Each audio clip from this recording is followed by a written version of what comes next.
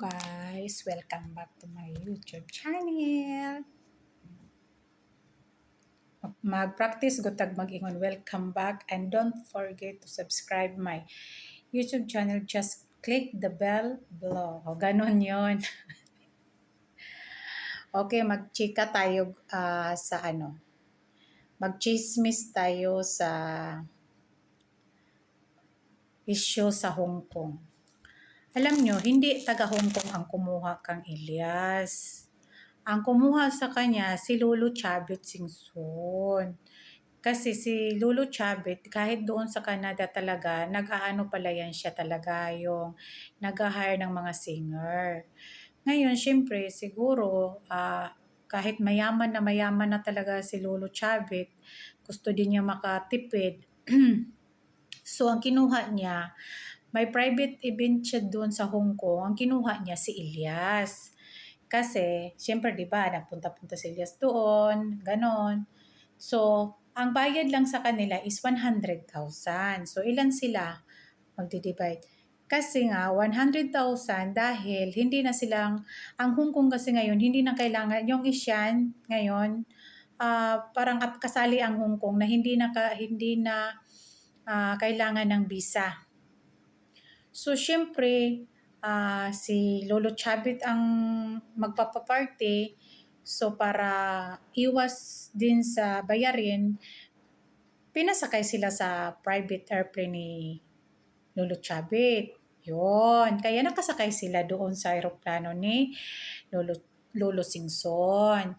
So, para sa akin, yun ang sinasabi ko, hindi yan matatawag na world tour kasi nga parang doon lang hineld. Kumbaga may special event si Gob Chavit. So, siya ang kinuha at least tapos syempre nakikita naman yun ng mga tagaw, itong mga partners, lalo na to sila Ryan.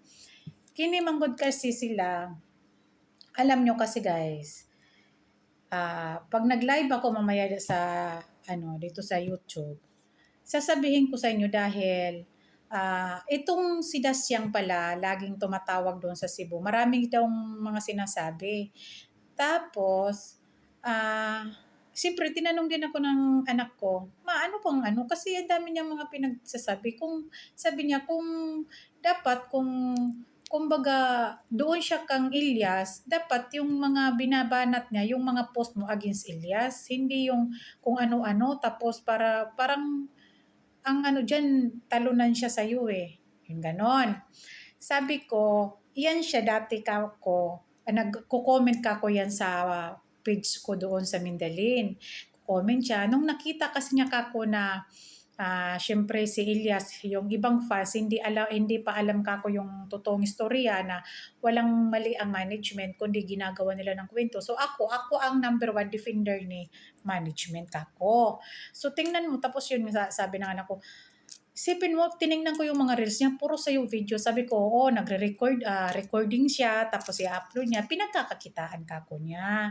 Yun. Walang problema, binigyan na yun. Ang nangyari, sabi ko, pagtalunan sila at nalaman ang katotohanan, galit sila. Tapos, dahil hindi nila ako kaya, ang gagawin nila, report tayo, ganon. Ito sila, yan siya, itong tikbalang, ayan, yung dalawang magkalibin na nagtsakan lang, nag-iiutan lang. Yan sila ang tatlong nagmamay-ari ng Uhahay Defender page noon na dinideactivate nila nung nalaman na sila ang may-ari. Grabe sila makapagbuli, lahat ng mga kung sino yung magko-comment, i-check nila yung profile, pagkatapos ipopost nila yung mga mukha. Tapos gagawa pa sila ng dami-daming account. Itong tikbalang na to, ito sila. Ayan.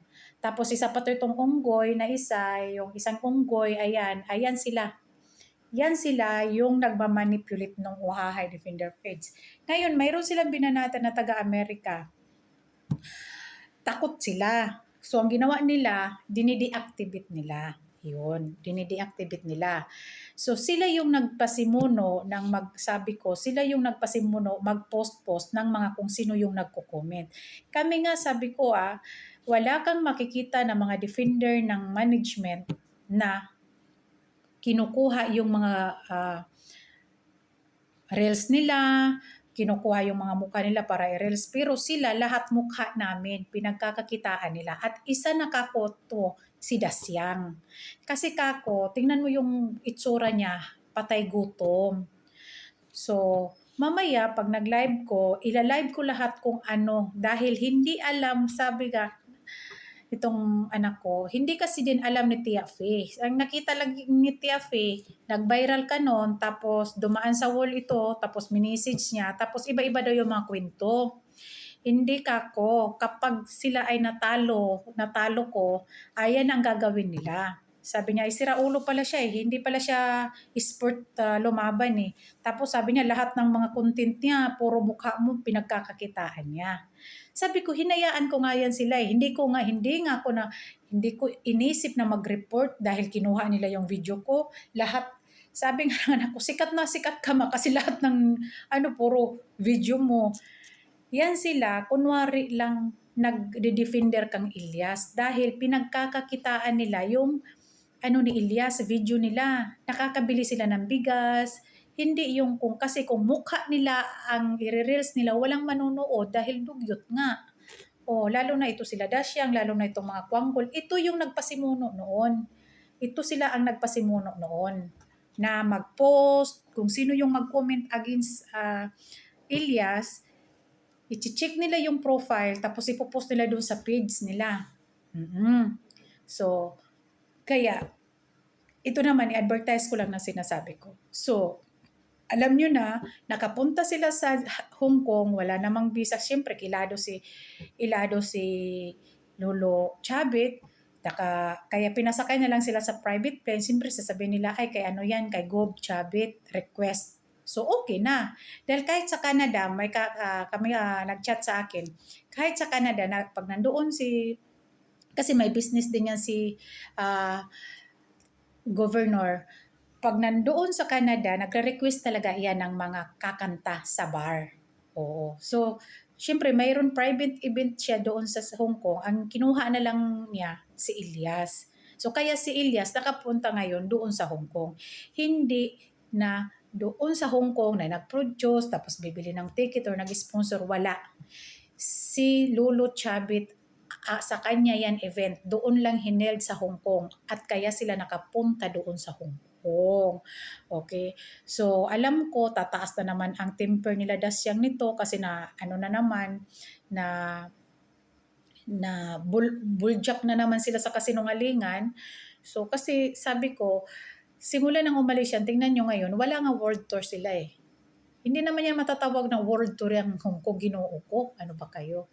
So, abangan niyo mamaya ang live ko dito. Malalaman ninyo kung ano. Kasi ito din pala si Dasyang. Grabe daw panay tawag ng tawag. Oy Dasyang, halos nga daw nakakadisturbo ka na sa tawag sa tao doon. Siyempre, minsan daw hindi na sinasagot. Minsan hindi na daw siya sinasagot, ganon kasi sabi napansin na lang din daw nila na parang ano ba itong matandang to, parang kumukuha lang ng info, tatawag dito, kukuha ng info. Sabi ko yan ang mga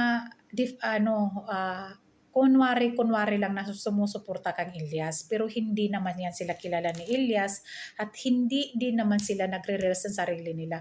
Nagnanakaw lang yan sila ng mga picture ni Ilyas, ipopost kunwari para pagkakitaan. Nagnanakaw ng video ko, lalo na yung video ko kasi alam nilang viral palagi ako, kinukuha nila. O syempre, mag-i-earning sila doon. Ayan.